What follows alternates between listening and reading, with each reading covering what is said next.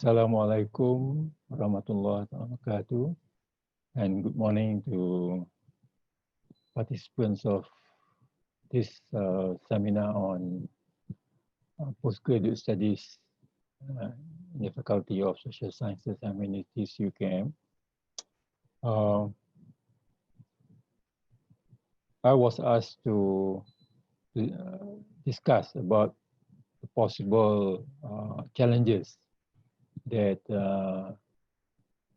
graduate students will face in the new normal, meaning that after all this COVID-19 pandemic has caused havoc in our daily life, and what we should be expecting, and what can we as social scientists, humanities, graduate student or researcher contributes to society. I propose this title, New Normal, the New Normal, Challenges to Postgraduate Students in Social Sciences and Humanities, which I think is more appropriate topic to be discussed among students who will be researcher later on, but not yet a full-fledged researcher. But these are the challenges, there are the few things that they need to be aware of. So my presentation will cover the current status of social science and humanities, and the need for more interdisciplinary research ventures among would-be social scientists. And thirdly, with regard to exploring new methods or new methodology or new data that is available to us compared previously when we use ordinary, we use seeking exploring data from the field. Now we have more and more prepared data or body of data that is available for us, secondary data to analyze and to get maybe more accurate or more current positions of human behavior in the current situation. And fourthly, I would like to discuss challenges in terms of research that would be faced by students, especially postgraduate students in the social sciences and humanities. Okay, let us begin by familiarizing ourselves with this new concept, new normal. What is new normal? New normal is not a new concept. It's not a new concept. It has been used previously in the field when we experienced the financial crisis and economic recessions, where this new terminology comes out to explain the possibility of new way of life, new culture in our life as a result of the financial crisis and recessions, economic recessions. But this concept, this terminology become more popular now as we experience the pandemic, COVID-19, since it's touched everyone, every walk of life. So this concept of new normal has been used almost daily by news outlets, by individuals. So basically, what is it? It is a situation, a new situation that one is facing after experiencing experiencing a certain what do you call conditions in the conditions in their daily life, disruption in their daily life. So they come up to a new set of behavior. They come up with a new set of values, attitudes. That new attitudes, new behavior, and new culture is termed as new normal. Some of the writers would like to use next normal rather than new normal, because after some time the new normal will become an old normal, then the new normal will replace the old normal again. So there is a cycle of normality, the new normal versus old normal. So there's another possibility of using this terminology. That means using it as a next normal. It means there is always next normal after each normal, normality in your daily life. So there is no one definite definitions of new normal. We can choose as it suits our body of research and the way that we want to use it. I think it is not much different. It's all focused on the new lifestyle, the new behavior, the new what I call outcome. But each discipline of social sciences, even in the economic field or financial field, will create a definition that suits to their research undertaking or focus of their studies in the society. So we come back to the field of social science and humanities. There are two different fields, but yet they are different, but yet they have many common features and a common objective. That is, both of them centered on human life. While humanities focus more on a qualitative aspect of human life, more analytical or more philosophical, and social science is more scientific in its approach, more experimental. So you have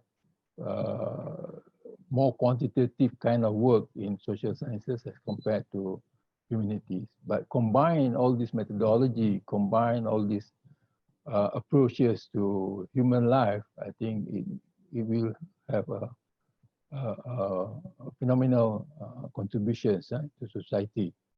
But these two fields have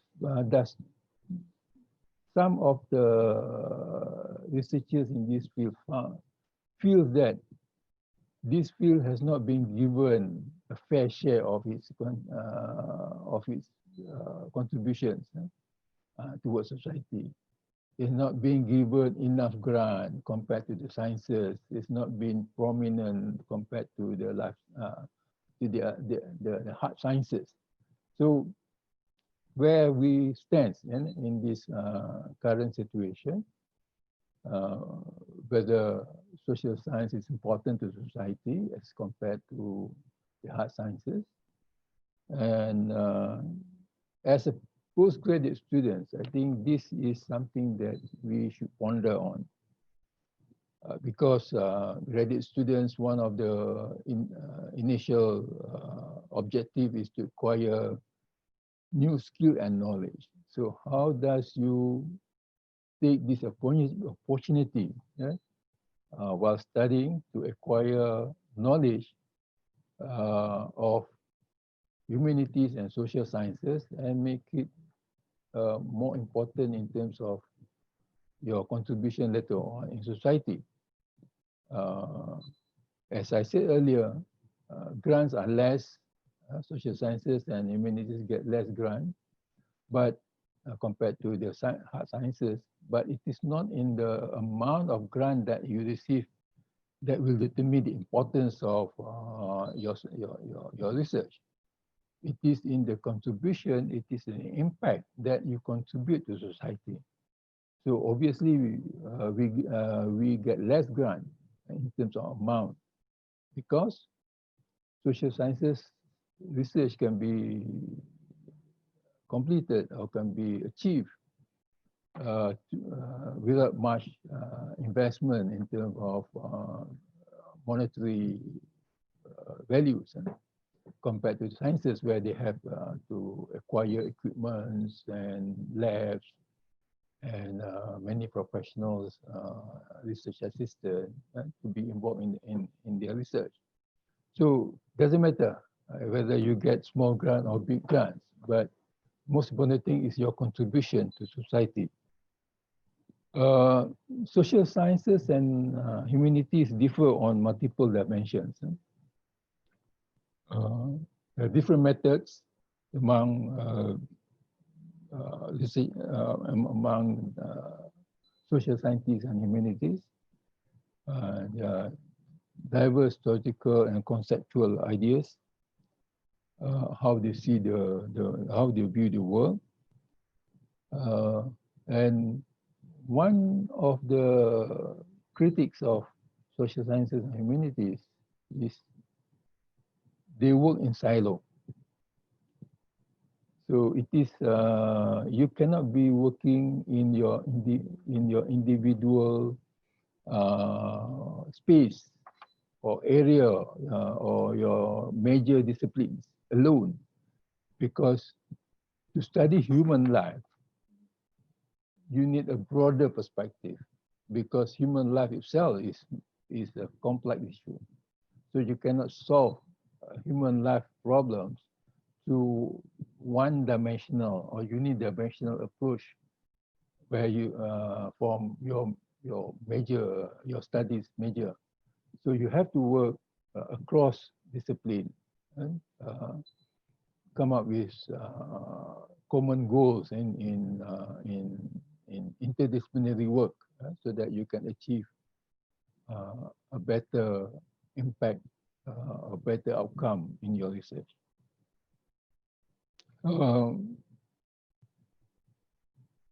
Prior to World War II, humanities and social sciences has been in the forefront in terms of studying human life. But recently has been marginalized. Recently means after the World War, marginalized. And many in this field are fighting back, so that social science being given a more prominent role in the society, in terms of governance, in terms of world affairs, world issues and problems. Social science should be given proper. This has been this idea of putting social science in the right place and be visible in terms of contribution has been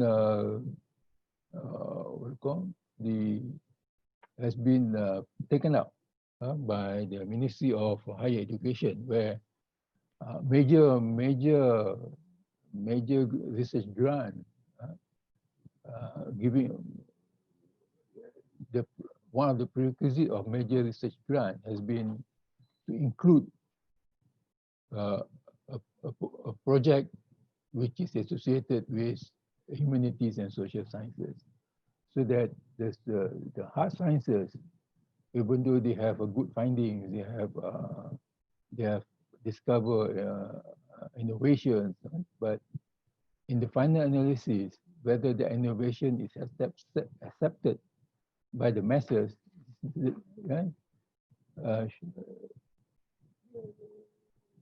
has got to do with how the general masses has changed their behavior, changed their values, changed their daily life to accept certain innovations that being contributed by by the hard sciences. In this case, failure just like the current situation, pandemic. If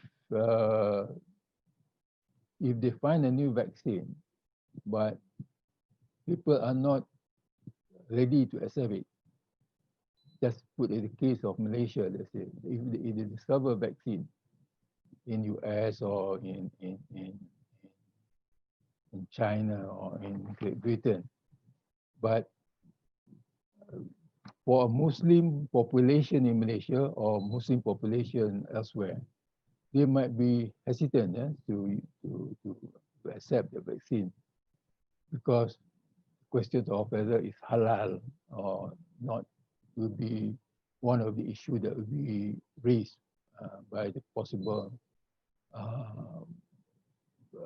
patients who will be asked whether they will accept this kind of vaccine.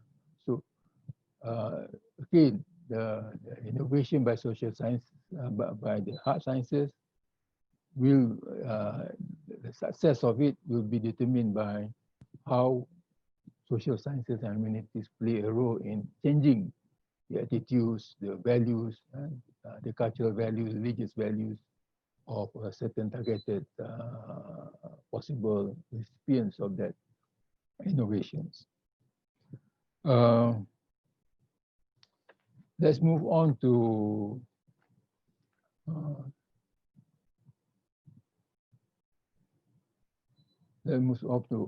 okay.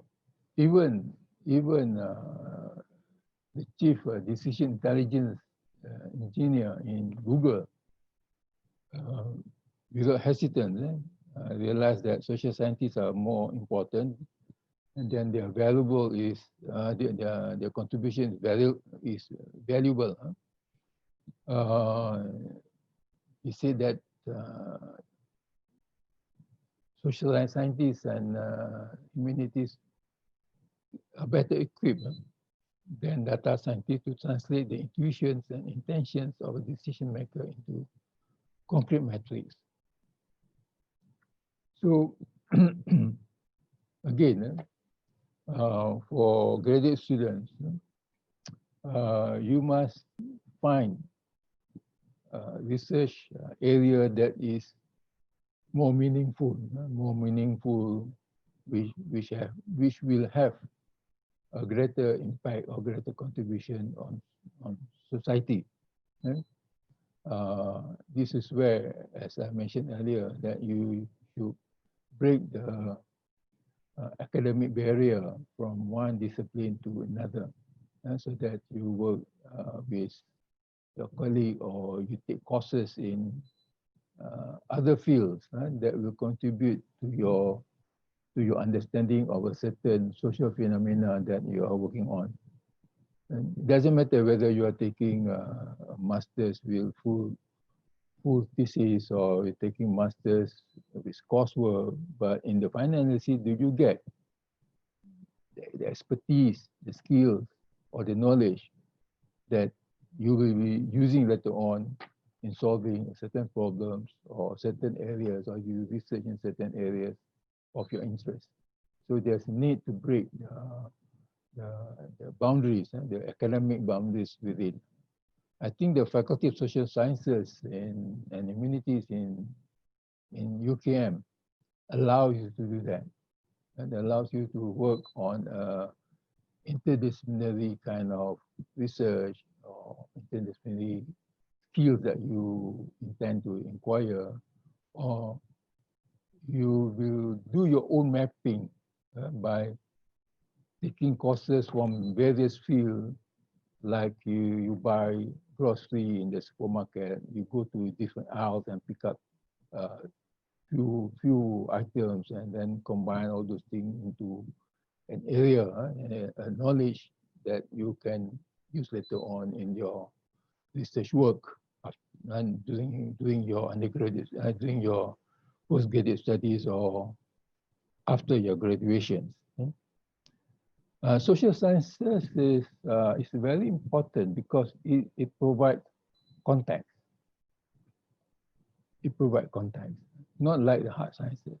Hard sciences, if you discover a certain innovation, just for instance, you have a H2O, molecule of hydrogen and oxygen, is the same formula can be used in Antarctica, or can be used in Europe, can be used in Latin America, because the finding is constant. But let's say you study poverty. What causes poverty in Malaysia is different from what causes poverty in Latin America or in the USA, because it is very context, very place-based specific. You cannot generalize just like the art sciences. Therefore, if we take the example of vaccine for COVID-19, it might not be, it is available throughout the world, but yet in terms of to what extent people are accepting it as a curative measures to overcome COVID-19 depends on the context and place. Maybe in Muslim country there will be some degree of a hesitation, but in the West they might welcome wholeheartedly. Again, if the vaccine is produced in China, there are some Western countries hesitate to accept the vaccine because it is made in China. There are some attitudes of the West towards China, maybe politically or culturally. So there is a context there. So the context is very important to understand the issues of hard sciences. You need social sciences to give you the insight, where it give you the local interpretations of your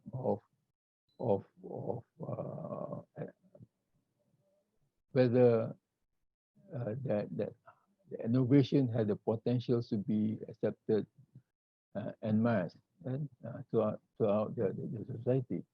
So without these social sciences and humanities inputs, we might be using the blame game. It is the society that is laggard. It is a society which is anti what you call modernization. It is the society values that hinder their progress. So you put the blame on the society. But if you realize that the context, then you see that it is their culture. So it's their values, it's their world views. Then you can appropriately change all these values, attitudes, and behavior with a certain kind of campaign or strategy, policy development that will encourage people to accept certain innovations and to modernize their life. Or else you put a blame on the person or the community or the society itself, rather than you blame on the lack of understanding of scientists or policymakers on the possible target stakeholder that they depend on to be successful in their endeavors.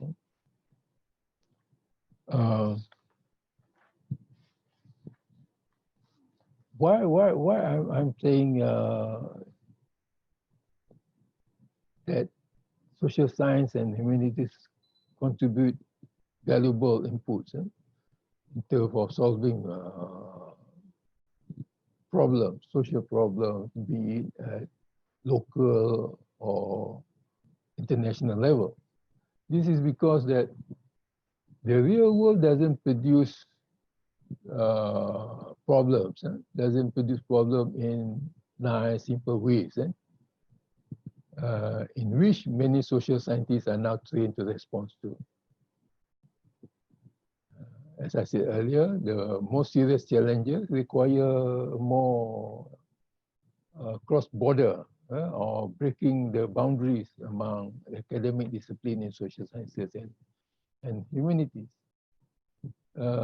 This is because human nature is by itself a complex issue. You need you cannot solve it by using a single dimension approach to unwind a very problematic problems in society. So that's where we come back to the issues of interdisciplinary, where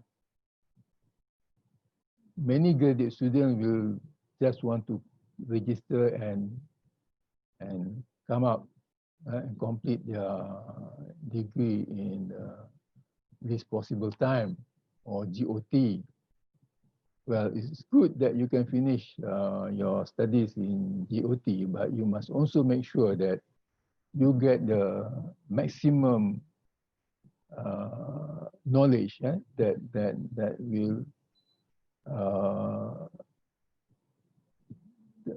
will make you as a more holistic researcher later on. And you must be able to grasp the social problems in its multidimensional ways rather than in unidimensional ways. Because or else our solutions to the social problems might not solve the social problems in reality. On papers, it's good. You have all these findings, but because you look at one dimensional, but in real life, it is a multiple, just like poverty. You can give some kind of aids, you can give some kind of assistance to the poor, but the structural issue is remain the same. So you cannot break the vicious cycle of poverty. And so you have to look at the structural issue. Why these people cannot earn enough money to bring them out of that poverty cycle?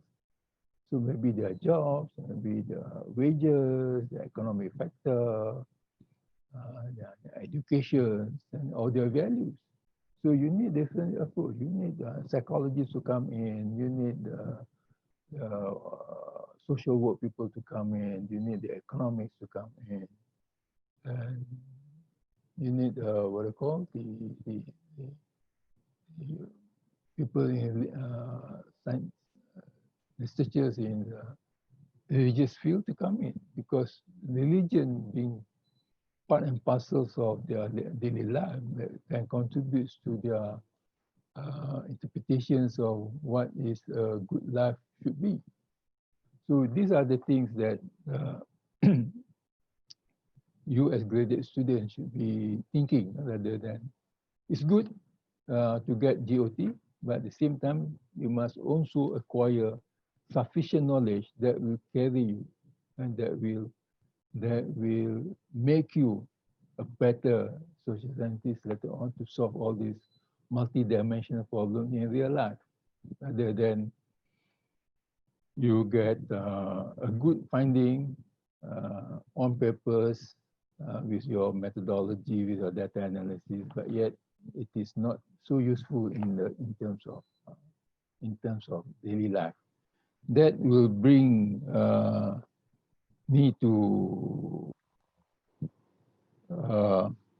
area where you need to develop this skill by acquiring interdisciplinary, by working on it in interdisciplinary kind of projects, or acquiring knowledge from various fields. A critical part of being a graduate student is to develop certain critical skills, analytical skills, That will be the outcome, not the output. Output will be your thesis. You can have an output, but then you don't have this critical thinking, critical analysis outcome. So what makes you different from the undergraduates, some people who are not pursuing graduate studies are that they are not critical or not analytical in terms of their looking or their interpretations of social issues and social problems or daily life.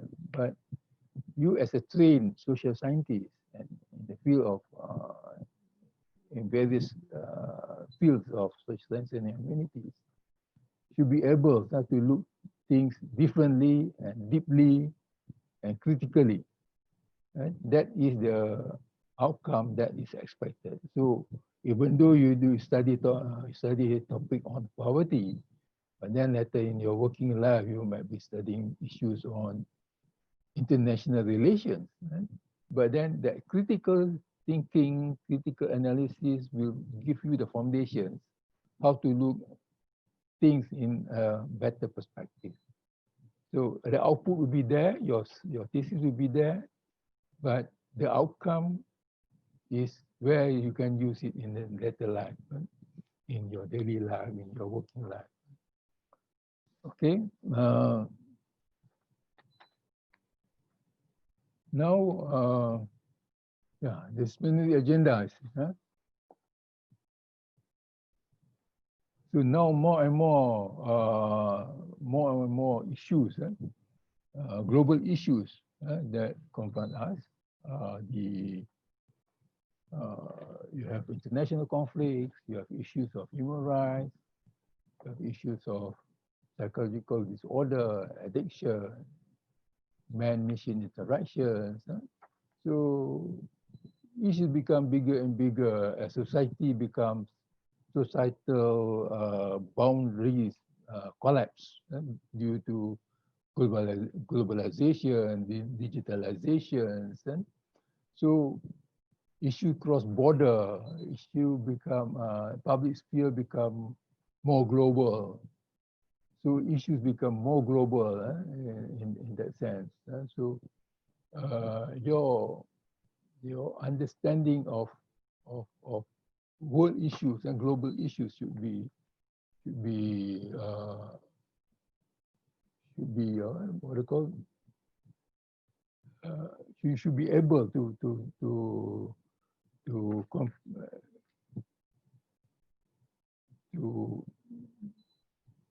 come up with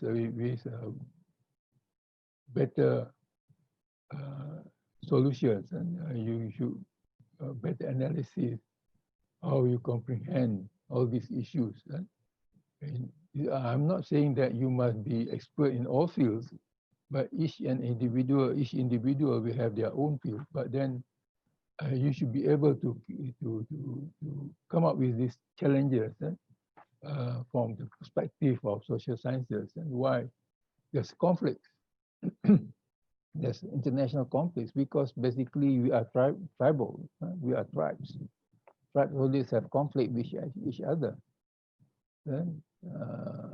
But the tribes now become another entity, a country or regions.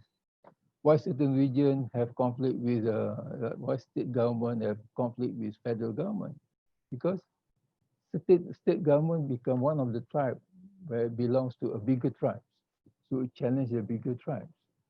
So these are the issues, the issues analogy that you can take from why there's international conflict. Human rights, that is basically what humans are. They're fighting for their rights. So, but from different perspectives, from Western perspective, what is human rights? Might not be the same as those in Islamic countries interpret human rights. So there's a conflict, there's a non-agreement in international treaty with regard to human rights. So where does human rights extend? where's the limit to human rights that begins uh, to to to touch on things that are sensitive uh, or non-issues in in other societies. You have human rights on freedom of speech, but in certain countries there's no such thing as you can criticize your king or monarchy. So there's a limit to the interpretations of human rights. So you have to understand the culture of the society. How do they see their supreme leader? What does it mean by supreme leader? So people will like Tibet or Thailand, they have an interpretation of human rights. They consider criticizing their head of state, head of state as human rights. But in other society, they consider as human rights. Even now, in the condition that we're living now, to the Americans, whether to wear face masks is human rights, it's freedom.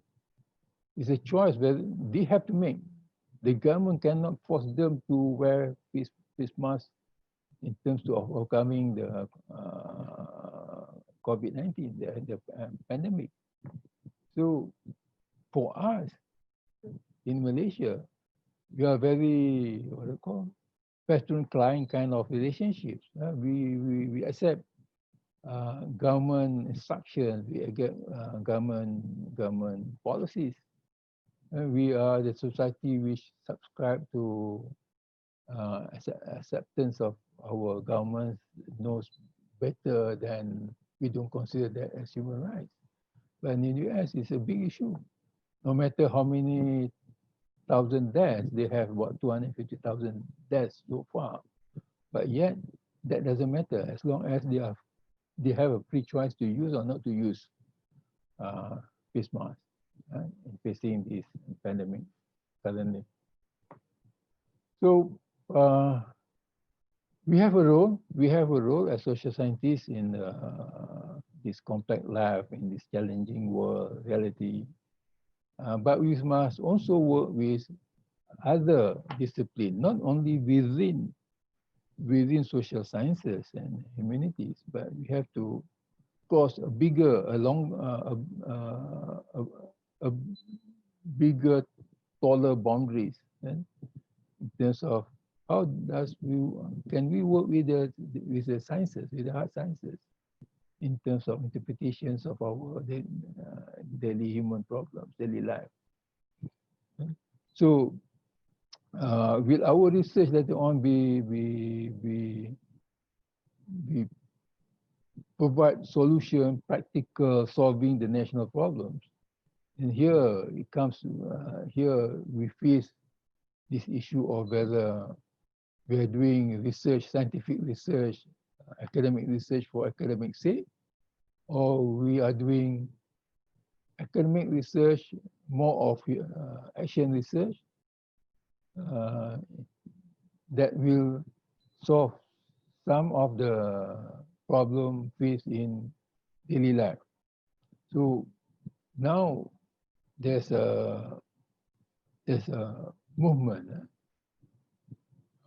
from many institutional of higher educations to collaborate with industries in order to make their research more meaningful, contributing to society, contributing to national policies.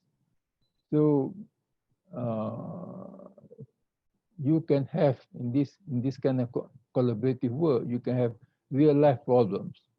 Can the social scientists and humanities come up with a solution to the real life problems rather than theoretical problems or conceptual problems only? So you can test. So you have given a social problem, then you come up with your solution rather than you have your own idea of what you call theoretical problems or conceptual problems, and then you solve within that parameters of your dissertation or your thesis, which in many cases does not have direct link in solving national issues, national policies for that matter. So what we are looking at is impact, impact to society. So does your research contribute meaningful impact to society? So you do evaluation studies, you do exploratory studies, you do action research, whether to what, at the end of the day, what is the impact? So you must come up with some kind of measurement of impact. Whether it's quantitative or qualitative, doesn't matter, but you must have an impact study. What we experience now in our academic research, we're happy we have a higher correlation between two variables,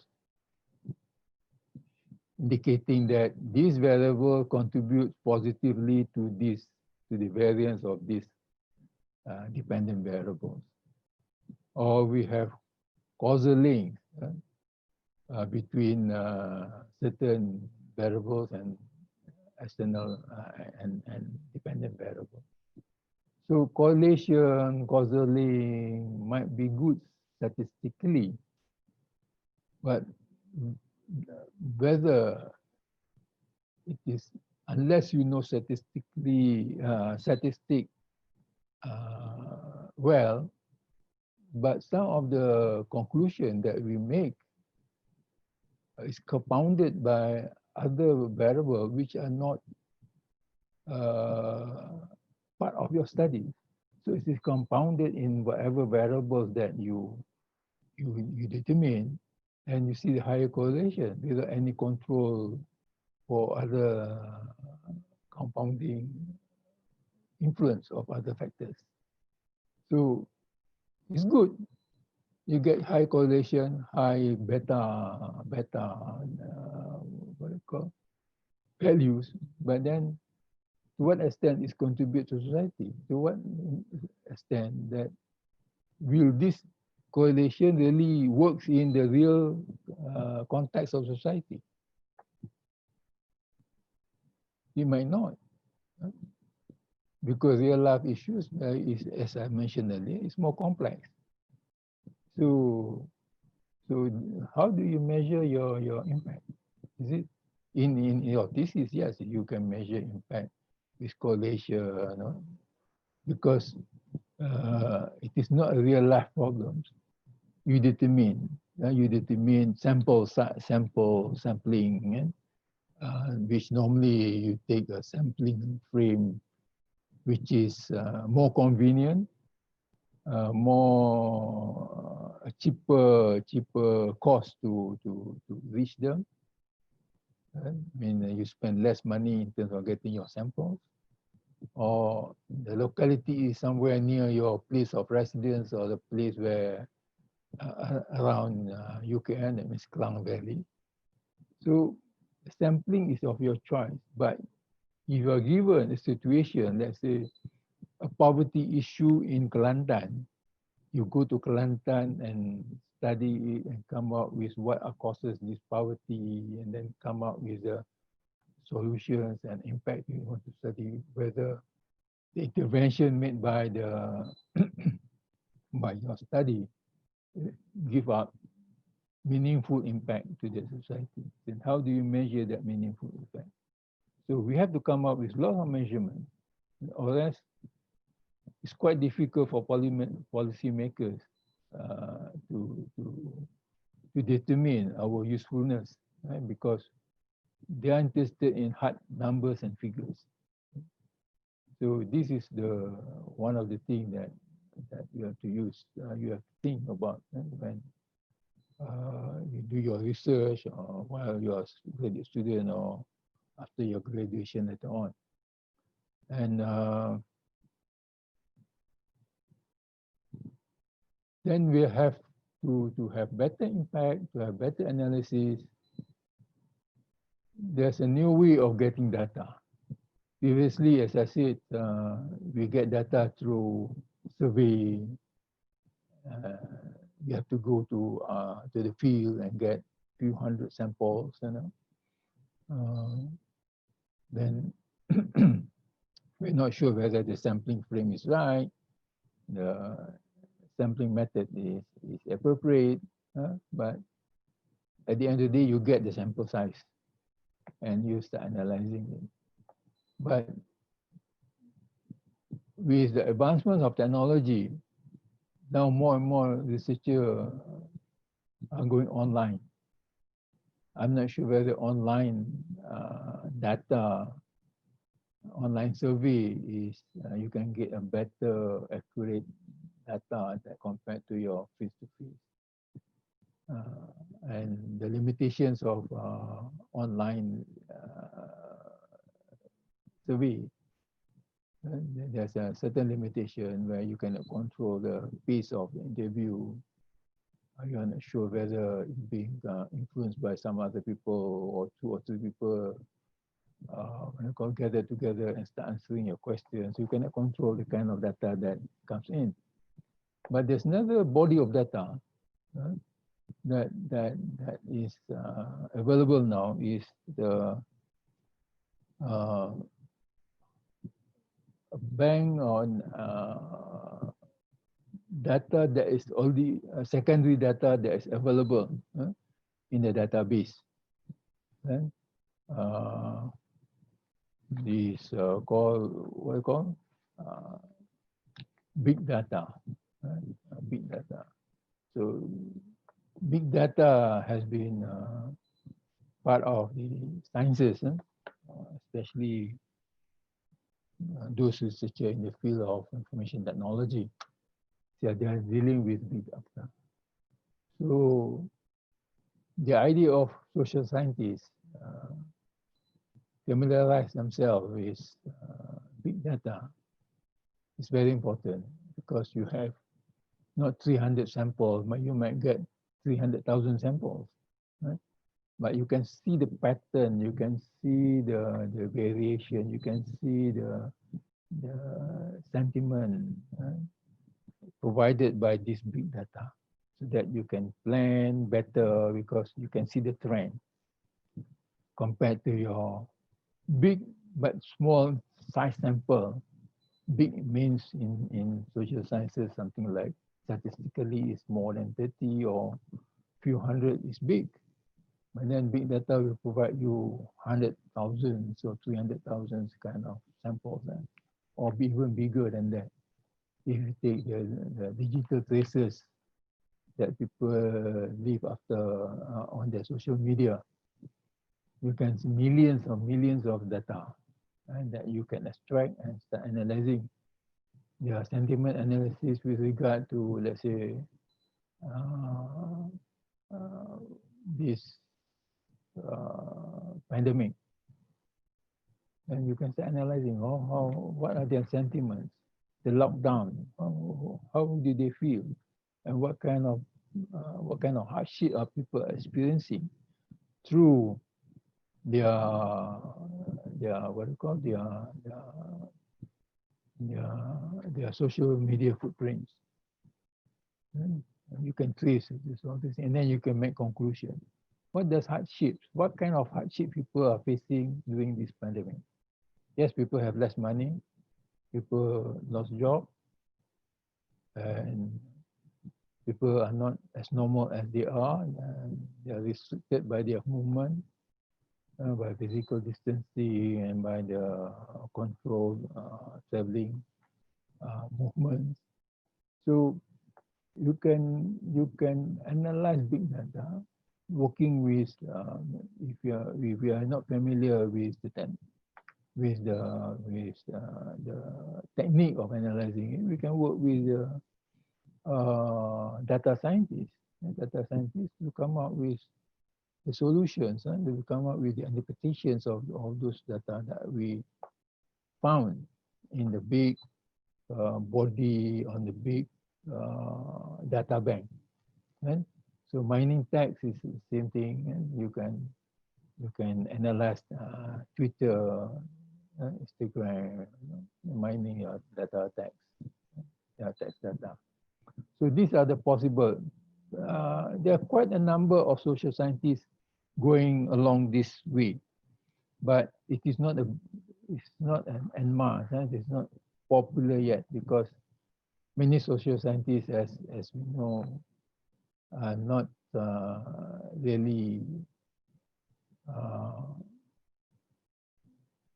familiar, not to say familiar, but not really going into deeper into statistical, technical kind of analysis. And so we go more on qualitative interpreting within our own major disciplines. And so we have not crossed. So rather than focusing on repeating the same kind of methods of getting data, we might want to explore new methods of getting data, even though it's secondary data, but it gives you a huge data that you can make an assessment and give more profound inputs in terms of policy development or intervention that are more practical to the agencies that you're working with or the agencies responsible for certain issues. And, okay, we move on to what kind of research, what kind of COVID-19 has changed our life. Right? So new world, new life, new normal. So the way how we live is different. And the way we live now is how we go on day-to-day living is different. There are restriction, there are physical distancing, regulation that you have to observe. The way we work, people are more and more people are working at home. Whether working at home produce a better output, more output, or better quality outputs compared to coming to office. These are the things that we have to study to see whether working at home might be convenient in this pandemic situation, but can be extended in the new normal as part of our routine life, working life. So if it is more productive, then that can be a new normal, new way of life, new way of working in the later part after the pandemic is over. The way we socialize and connect looks very different. So people now socialize less because of certain restriction. And how do they make connection if not physically? And how does they make the connection between their circle of friends, right? Or family members? So you can see more and more social media become prominent in as part of our daily life. Important instruments in terms of businesses, in terms of social life. It become more prominent, it's become more important. So then we have to look whether we are providing enough support in terms of infrastructure, in terms of quality of connection. And previously we are happy that we have 80% on 89% penetrations towards the IT. But the current pandemic shows that yes, we have the physical reach, but in terms of quality of service, quality of connection is still need to be improved. Right? we have cases where students have to climb up the tree to get a better reception of IT signal. So these are the things that we need to study.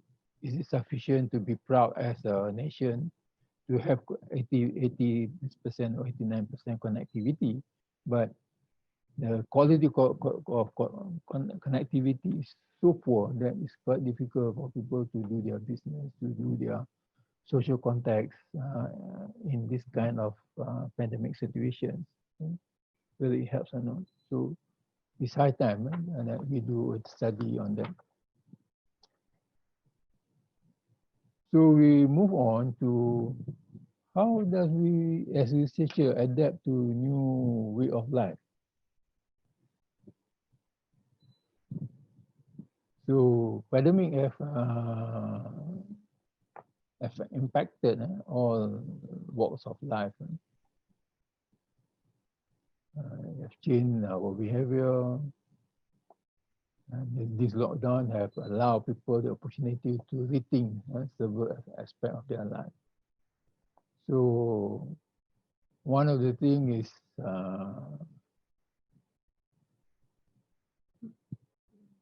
we, as a result of this pandemic, have taught people to live with less.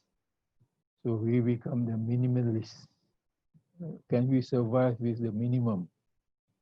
It means we are not the crazy consumer that we used to be.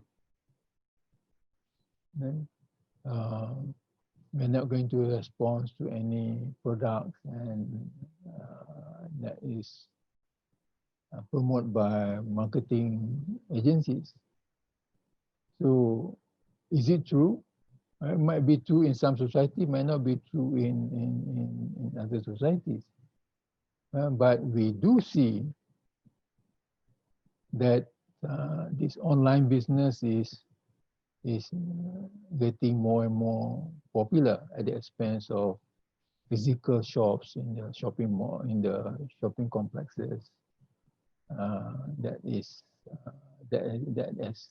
used to be the norms. Now people are more into the online kind of online purchasing. So technology help us in our advancement. So do technology become intermediaries towards our improving our daily life, our social contacts, our work, that kind of thing. And all technology is just a nuisance, waste of time, which at early part of its development it was targeted as one of the factors that influence bad behavior among young people.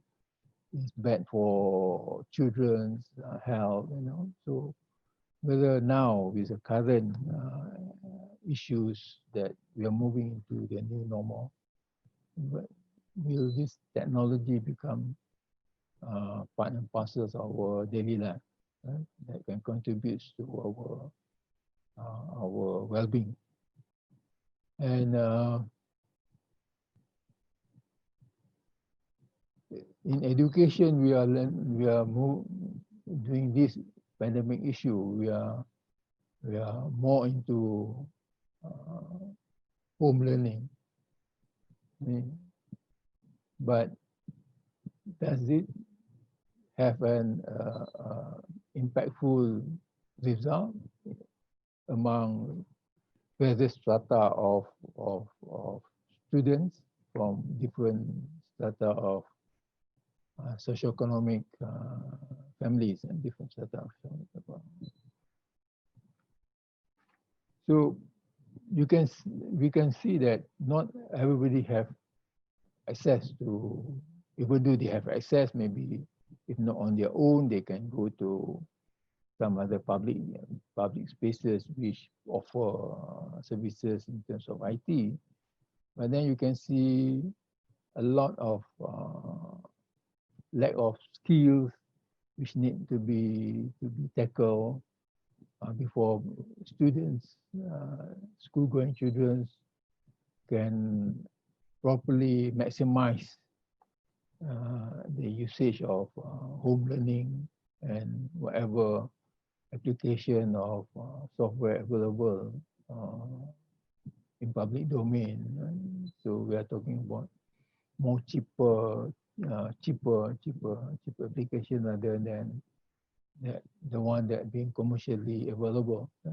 So how does we adapt to this current changing situations and in our new normal? So are we ready, or we need more skills to improve our skills, or we are, or the new normals mean less having less recycle, thinking of the planet that has been overconsumed. So it's a good thing, or are we regressing, or are we move forward? So the new values must come in, meaning that less is good rather than more is good. So, but the value has to change. If the value doesn't change, then not much can be done in the new normal. And then, as in the definition of new normal, as I mentioned at the beginning of this keynote, there's no one definite definition. It depends on the user or the field that you are studying. And the same is in the what kind of lifestyle, new condition of living after the pandemic and in the new normal life, in the new normal situation. So different people give different interpretations. So now this is another interpretation by Kotler, a very prominent marketers. He come up with 5 kind of possible consumer person who want to eat less and buy less, downsize their possession. As I mentioned earlier, these are the minimalist lifestyle. Then there is degrowth activities, so they want to consume less. Climate activities, and they see that the world has been undergoing too much, and there are too much carbon footprint that need to be taken care of, and then these are the green activities and the climate change activities. They are coming up. They are become more prominent in this kind of situation. Then the conservation activities, and you can people who want to reuse, recycle, who do not want to be seen as wasting a lot of resources, and that can be that can be harmful to the society at large in the near future. So with all kind of possible new lifestyle or new context in the post COVID-19, what are the research area that can be considered? Okay. So I'll go briefly because the time doesn't allow for me to go into detail. So these are not, the list is not exhaustive. It is just a sampling of possible research that can be done, rather than because the list, I think, is endless. So as I said, this is not exhaustive. So first, we deal with these major economic issues as a result of COVID. People are high rate of retrenchment. People have no jobs. And no job means less money in circulations and less money to purchase things, and so it has the multiplier effects on the economy. So it leads to not only economic issues, it leads to suffering from homelessness or lack of food. They become another issues with the economy, become welfare issues. So we think that the government and social scientists can look into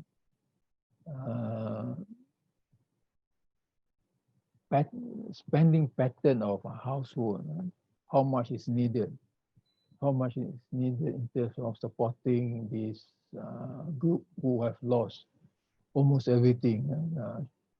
Small businesses have closed down, people who earn wages have been retrenched, all these things.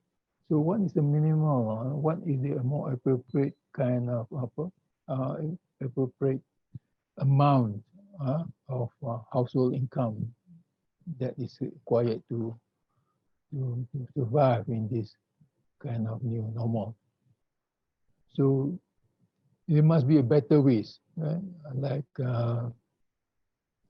using sociologists and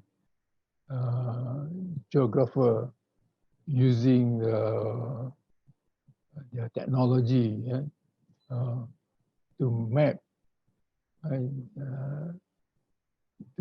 where the poor are located, and then so that the government policies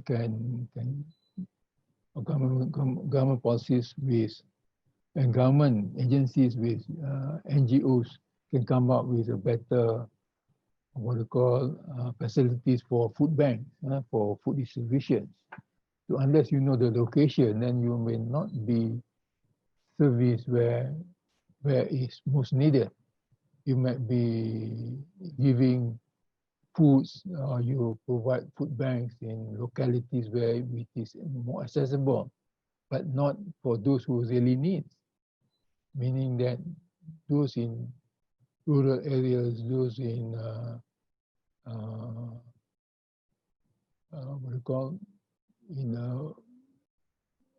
urban poor centers are not being taken care of, but it is mostly these food banks located in more accessible space rather than where it is most needed. So we didn't have the analysis of who needed most compared to different, or we have we call the demographic profiles of who are these people. So with GPS, right, the geographer can do mapping where are these people located that need help. So that's another study which is useful that has meaningful impact to the society. Then we have this issue of mental health, because people are forced to stay indoors for quite a lengthy time, where not much can be used, not much time, not much physical activities can be done, and especially to those who live in big cities, big towns. So how does this physical distancing affect our social relations? Because we cannot be meeting our usual friends to release attention. We cannot socialize. More restaurants or food outlets are closed down. You cannot dine outside and meet people. So this has caused quite a bit of mental stress among the society. So before it becomes major mental health issues, then we have to do some intervention to provide how how can this profile of society, this group, cope with this kind of issues, where they are locked down in their space, their own space, their house or their place of living. So this could encourage people from psychology and sociology to identifying stressor or coping strategies, and then connect people in need of mental health or domestic violence resources. So in this way, you can, as again, contribute positively towards society in terms of not aggravating the mental health situation, which we will later find out very difficult to to, what you call, to cure, or very difficult to handle this issue in the big scale issues. So we might as well do some intervention at this initial stage. So we need the kind of interdisciplinary kind of inputs to answer this position, to overcome this position. Then we have the lack of public space for outdoor activity. So this is the issue of urban planning, governance, and how do you come up with planning for big cities, planning for big towns that can allow people to more people friendly, where they can meet, they can socialize, and then movement between home and place of work, and without much social what you call interactions in their daily life. So they need better kind of planning. So this is another issue that can be considered by researcher in the post-pandemic. Even now it's an issue, but what more if in the next normal, in the new normal, where we don't know what's going to come, but at least we know if this kind of situation, it's not only about dollars and cent economic well-being, but it's also other aspect of life, your interaction, your mental health, your socialization, so all those are affected. And then during this pandemic, we also see the rise of this gig economy.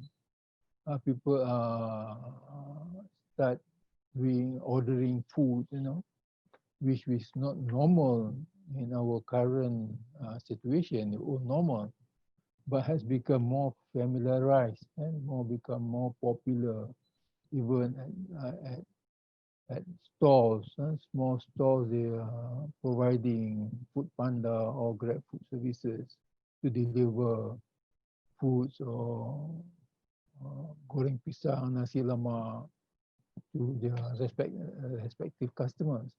So this small time kind of business and use of technology, and it really become prominent and part and parcel of our daily life now with regard to purchasing and delivering food. So what will happen to this kind of to this group who now flourish, and comes the post-pandemic context issues in the next normal? Will this be part of our life, or it being overtaken by where people move back to the old normal and start going to physically to restaurants and food outlets, rather than get food delivered to their home? So we should look into this policy issue. If they're going to be part and parcel of their life, so how can we make sure that they are better protected in terms of insurance, they are better protected in terms of wages, whatever commissions that they get, in terms of infrastructure, in terms of their contributions towards what do you call provident funds, so that they can have a future in terms of their own savings. So these are the things which should be considered as a new norms in post COVID lifestyle. Then we have to researcher in social sciences will also focus on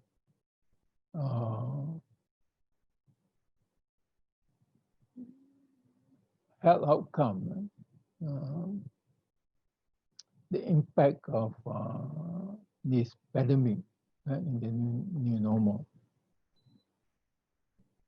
So how do you treat these people who are vulnerable, the marginalized group? When something happens, they are the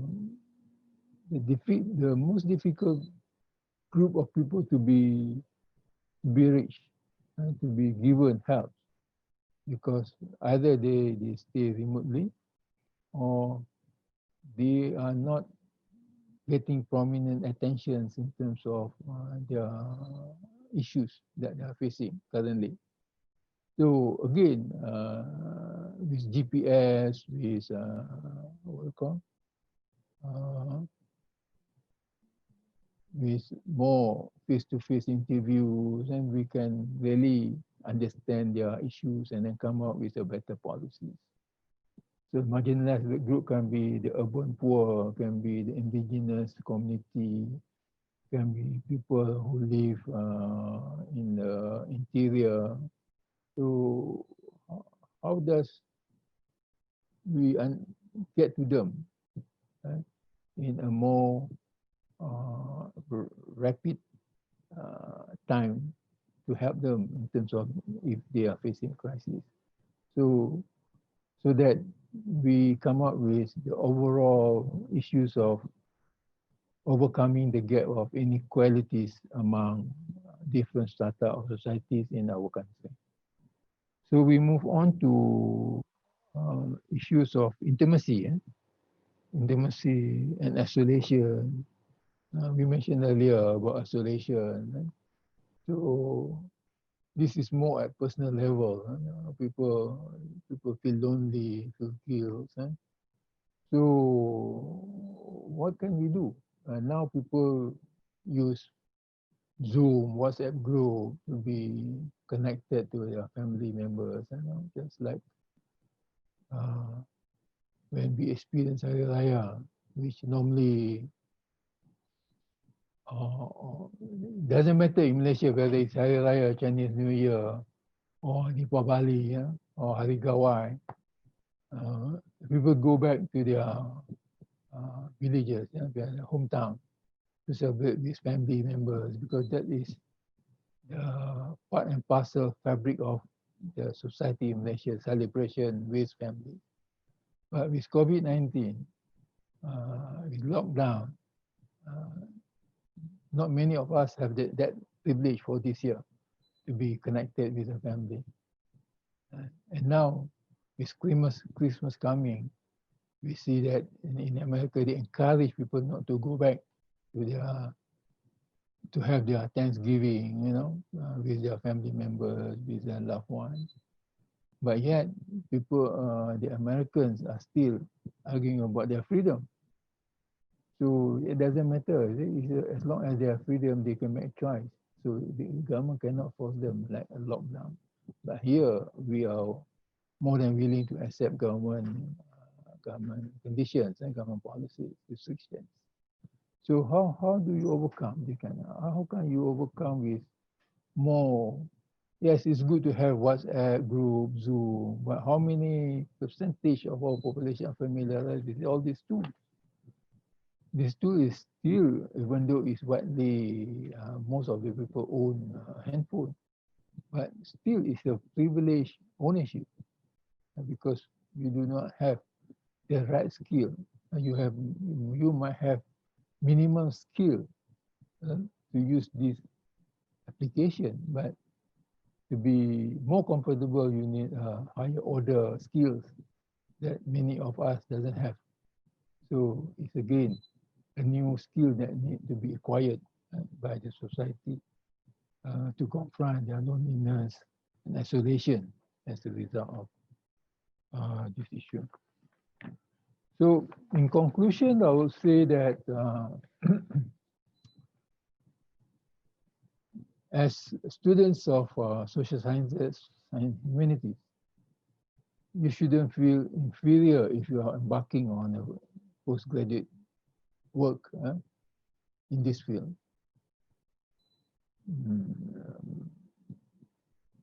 There's more than building up a rocket to launch people to the moon, and now they are making transportable vehicles to carry tourists to the moon. But there are still other issues, social issues that people are facing in reality in this world. So we do have a place in the society with regard to your knowledge and skill in social science and humanities. And if you want to be a successful researcher or consultant, advisor in this field, you should acquire more than your specific discipline. You should break certain academic boundaries to reach out to other disciplines, acquire the knowledge, integrate into your specializations, and then you become more holistic social scientist, and to be ready to offer your services to society. And exploring new methodology and data analysis is one of the things that I think that should be pursued by graduate students. Since this is the learning process, you might as well learn now rather than later. So now the opportunity for you to explore. Even though you are in the social science and humanities faculty, you can explore other facilities in the universities. You can be friends with other fellow postgraduate students, other faculties. Even though they don't offer any courses, but you can have person-to-person contact and personal learning from your colleague in other. And measuring impact is one of the things that we need to keep our eyes on, because agencies, government agencies, NGOs, or think tank, people who like to have numbers easier to compare rather than qualitative aspect. It's a good qualitative aspect in terms of explaining the phenomena, but then finally when you invest so much in certain social projects, so you need to know what is the return of investment, so-called ROI. And in social sciences, we use SROI, social return of investment. So what's the return? If you spend 10,000, what does it mean? Does it bring back 10,000 or less or more? So that would be kind of measurement that we like. So with that, I thank you for your attention and wish you the best of luck in your endeavor. And maybe you will contribute impact meaningfully to the society and have a prosperous life. Thank you. Assalamualaikum warahmatullahi wabarakatuh.